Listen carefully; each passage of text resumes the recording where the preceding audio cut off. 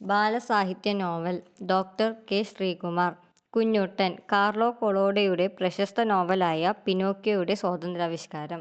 കുഞ്ഞുകുട്ടൻ്റെ പിറവി ഒരുപാട് കാലം മുൻപാണ്. ഗ്രാമത്തിലെ കുടിലിൽ മരപ്പണിക്കാരനായ ഒരു മുത്തച്ഛൻ തനിച്ച് താമസിച്ചിരുന്നു. അദ്ദേഹത്തിൻ്റെ മൂക്കിൻ തുമ്പത്തെ ചാമ്പക്ക നിറം കൊണ്ടാവാം അന്നാട്ടുകാർ ചെമ്മൂക്കൻ എന്ന് വിളിപ്പേരിട്ടത്. ആ പേര് വളരെ വേഗം പ്രചരിച്ചു. അദ്ദേഹത്തിൻ്റെ ശരിയായ പേര് അവർ എളുപ്പത്തിൽ മറക്കുകയും ചെയ്തു. കുടിലിൻ്റെ മുന്നിലിരുന്ന് തടിക്കഷ്ണങ്ങൾ കൊണ്ട് പാവയോ കടക്കോലോ മേശയോ കസേരയോ എന്തെങ്കിലുമൊക്കെ ഉണ്ടാക്കി അദ്ദേഹം നിരത്തി വെക്കും.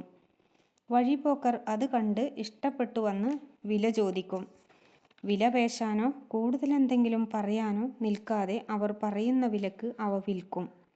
ചെമ്മൂക്കനെ അറിയാവുന്ന ആരും വില കുറച്ച് പറഞ്ഞ് അദ്ദേഹത്തിന് നഷ്ടം വരുത്തിയില്ല. അവ വിറ്റുകിട്ടുന്ന ചെറിയ പണം കൊണ്ട് അദ്ദേഹം ആനന്ദത്തോടെ ജീവിതം തുടർന്നു. കഴിക്കാനൊരു പിടി ചോറും കുടിക്കാനൊരു കൈക്കുമ്പിൾ വെള്ളവും കിടക്കാനൊരു പുൽപ്പായും മതിയായിരുന്നല്ലോ അദ്ദേഹത്തിന്. കുട്ടിക്കാലത്തെ അമ്മയും അച്ഛനും മരിച്ചതാണ്. പിന്നീടുള്ള ജീവിതം മുഴുവനും പൈതൃകമായി കിട്ടിയ ആ കുടിലിൽ തനിച്ചായിരുന്നു. കൂട്ടിനുള്ളത് തടിക്കഷ്ണങ്ങളും പണിയായുധങ്ങളും മാത്രം. വേറൊരു കൂട്ട് വേണമെന്ന് ഒരിക്കലും തോന്നാത്തതിനാൽ കല്യാണം കഴിച്ചില്ല. അതുകൊണ്ട് തന്നെ അദ്ദേഹത്തിന് മക്കളും ഉണ്ടായില്ല. ഒന്നിലുമൊരു നഷ്ടബോധവും തോന്നാതെയായിരുന്നു അദ്ദേഹത്തിൻ്റെ നാളിതുവരെയുള്ള ജീവിതയാത്ര. ഒരു നാൾ ചെമ്മൂക്കൻ മുത്തച്ഛൻ നടക്കാനിറങ്ങിയപ്പോൾ വഴിയരികിൽ നിന്നൊരു തടിക്കഷ്ണം കിട്ടി. അദ്ദേഹത്തിൻ്റെ കൈത്തണ്ടയോളം നീളം വരുന്ന തടിക്കഷ്ണം. ആരോ ഉപേക്ഷിച്ചു പോയതോ തടിലോറിയിൽ നിന്ന് വീണുപോയതോ ആവാം അതെന്നും അദ്ദേഹം ഊഹിച്ചു. ഏതായാലും അതിനെക്കൊണ്ട് എന്തെങ്കിലുമൊരു ഉപകാരമില്ലാതെ വരില്ല എന്ന് ചിന്തിച്ചു അദ്ദേഹം തടിക്കഷ്ണം കയ്യിലെടുത്ത് വീട്ടിലേക്ക് നടന്നു. ഏയ് ചെമ്മൂക്കൻ, മുത്തച്ഛ!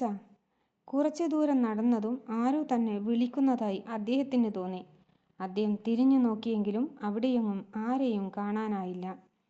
തലതിരിഞ്ഞ ചെറുക്കന്മാരാരോ തന്നെ കളിയാക്കാൻ മറഞ്ഞു നിന്ന് വിളിച്ചതാവും എന്ന് അദ്ദേഹത്തിന് തോന്നി. പറ്റിച്ചേ! വീണ്ടും അതാ ആ ശബ്ദം. ഇക്കുറി മുത്തച്ഛന് വല്ലാത്ത ദേഷ്യം വന്നു.